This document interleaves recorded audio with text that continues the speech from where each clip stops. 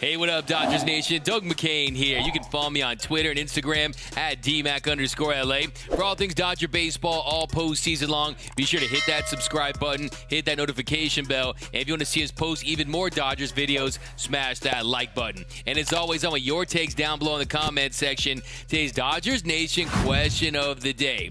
Are you concerned at all about Max Scherzer moving forward in the postseason? He's had 3 consecutive subpar starts. Are you worried about Mad Max? On a scale of 1 to 10, what's your confidence level moving forward for Max Scherzer? Do you have any theories as to why he hasn't been as dominant in his last 3 starts? Let me know down below in the comment section. And for all latest Dodgers news, head over to DodgersNation.com.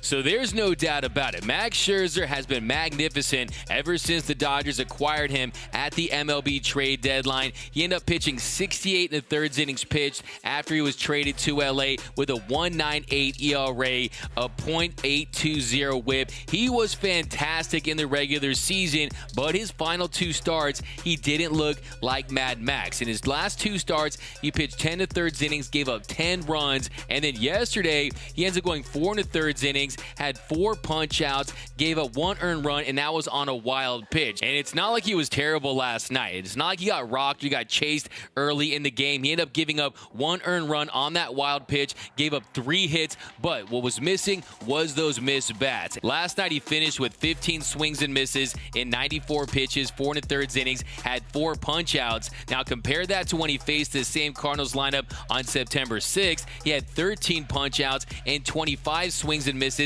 in 8 innings of work. So a very different outing in his last 3. And it's not like the velo's down or anything like that. It's been consistent. In fact, it was up last night. It's just he hasn't had the command of his secondary pitches, of his slider, of his curveball, of his changeup, of his cutter. You see him missing more with those secondary pitches. And I think it's just a feel thing. I think it's a slight mechanical issue. Find that arm slot, finding a way to just get that feel back and start dominating hitters again. Because when he's at his best, he's missing bats, he's dominating hitters, he's throwing it past guys, and you didn't see a lot of that last night. Another issue too, lots of foul balls off Scherzer. They were fouling stuff off, getting that pitch count up. He had 7 3-ball counts. That was a season high, and it went as his shortest postseason outing since 2011 when he was on the Detroit Tigers. But look, he didn't get burned on a big mistake. He didn't give up any runs on a hit. The only run he gave up was on that wild pitch. But here was Max Scherzer after the game talking about how his outing went and how you have to really grind it out in the postseason.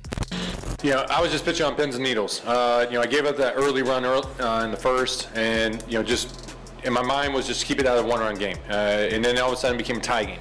And then you don't want to give up another run at that point. So, a lot of your pitches that you're trying to execute, you're on pins and needles, trying to make sure you're not making a mistake and give up a homer. You just go out there and grind. No matter what the situation is, no matter what's in front of you, you don't get too high, you don't get too low. You try to be an even keel as possible so that you execute the next pitch. So it is what it is. We won the game. That's all that matters. So look, he did have his best stuff. He was grinding out there. He was battling. And the most important number is that the Dodgers are 12-0 in his starts this season. And if you're worried about Scherzer moving forward, here's a stat that might make you feel a little better. Because in the wild card game in 2019, he ended up giving up 3 runs in 5 innings, had 6 punch outs, 3 walks. Not his best start, but from then on, that postseason, he ended up going 25 innings, gave up 5 earned runs, had a 1.8 ERA with 31 strikeouts and 12 walks. So I still believe in Scherzer. I still believe he can be that ace that can carry the Dodgers. I think he'll get right. He had that little September swoon and then not his best stuff in that wild card game. Look, tons of pressure in a single elimination game. Let's hope the Dodgers don't put themselves in a single elimination game moving forward. That is my hope. And how about that pull by Dave Roberts to take him out when he did after he had just struck out O'Neill? He looked like he was starting to settle in. Scherzer is a guy that can pitch better as the game goes on, but 94 pitches, not a lot of swing and miss. He wanted to take him out of that game, and I thought that Dave Roberts was going to need the Dodger Stadium security with him on that mound to pry that ball away from Mad Max. And I love it. Max Scherzer's like, hey, I won't give you the ball. How about a handshake? Nice to meet you, sir. I thought that was hilarious. How many times are you going to see that? A pitcher shaking the hand of his manager before he gives him the ball, like he's just going to forget that he's out there and just go head in there and say, oh, I just want to take the ball. I just want to come out here and shake your hand, maybe get an autograph, maybe get a picture with you. And you saw after Max Scherzer had some things to say to Dave Roberts, but at the end of the day, I think he trusts Dave Roberts even more now, knowing he did what was right for the team and he made the best move. So I don't think that Max Scherzer was refusing to give the ball to Dave Roberts or anything like that. They had a little conversation in the dugout, and Doc said himself he expects Max Scherzer not to want to come out of games. That's why he is who he is. He's Mad Max for a reason. And look, he just wasn't his dominant self yesterday. Wasn't a terrible start. I still feel good about him as the Dodgers ace moving forward. And then also you have Walker Buehler and Julio Urias, who I consider an Urias and butane. He speaks for himself. A 2.35 postseason ERA. I think those three, that three-headed monster, is going to really carry this team throughout this postseason. And clearly Max Scherzer didn't have an issue with it after the game because he was having a good time. Scherzer was getting Shwasted. Yeah, K-Long told me a couple days ago, you got to get rid of this echo. I can't talk. I'm drunk. Whatever. I'm telling you, I love having Mad Max in Dodger Blue. He probably is still asleep. Probably hasn't gotten up today. He probably is a little hungover. And then how about him celebrating with his former Nationals teammate Juan Soto? They showed Soto in the stands cheering on Trey Turner the whole time, but Soto actually posted a picture on his Twitter of Max Scherzer, so he was there supporting them both, and Scherzer talked about it after the game. This is how I'll describe it. You know, when you win a World Series, you develop a friendship and bond that's going to last a lifetime. And so for those two guys, K-Long and Soto, to be there, that just shows you the type of love that takes to be able to win a World Series. And that's going to last forever. And they enjoyed being here and watching us and cheering us on. And they're connected to this because of Trey and I. And that's just a cool feeling. In baseball circles, and you get real close knit, and to have their support, have their presence here, just adds to the experience.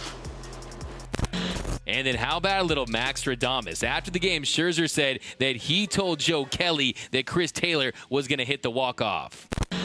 I was standing next to Joe Kelly there in the ninth, and for me, I was like, hey, I think Belly's going to get on here, and then CT's going to hit a homer. So I'm telling Joe that, and yeah, and we watched Belly take some tight pitches and draw a walk. I was like, man, this is, and you see them bringing in Alex. I was like, man, this is the matchup. Like, watch this. I actually thought he was going to hit an oppo homer on a fastball, but that puts it, in perspective that he was able to hit the slider for homers. But that I had that vision for him. I've played with him and faced him and seen all this. I was like, this is the right man for the right spot. That he's going to put a great swing on it, and sure enough, he did. Hey, considering that Chris Taylor was 8 for his last 72 heading into that plate appearance, that shows you how much Scherzer believes in his teammates, and what a great moment last night. So Max Scherzer moving forward, he definitely has to get back on track. I think he will. I think he'll have a big start against the Giants, and that'll be at home. And hopefully the Dodgers will be 13-0 in his starts with LA. But let me know down below in the comments section, are you worried at all about Max Scherzer moving forward? On a scale of 1 to 10, what's your confidence level in Mad Max for the remainder of the postseason? Do you have any theories as to why he hasn't been as dominant? I want all your takes down below. Do you think he was refusing to give the ball to Dave Roberts? Let me know down below in the comment section. My name is Doug McCain. You can follow me on Twitter and Instagram at DMac_LA. For all things Dodger baseball all postseason long, be sure to hit that subscribe button, hit that notification bell, and if you want to see us post even more Dodgers videos, smash that like button. For all latest Dodgers Nation merch, head over to gearup.la. Some of the best Dodgers t-shirt designs in the game. You're going to find it right over there at www.gearup.la. Download the Dodgers Nation app for my Android iPhone users. For latest Dodgers news, head over to DodgersNation.com. And until next time, think blue, bleed blue, and I'm out.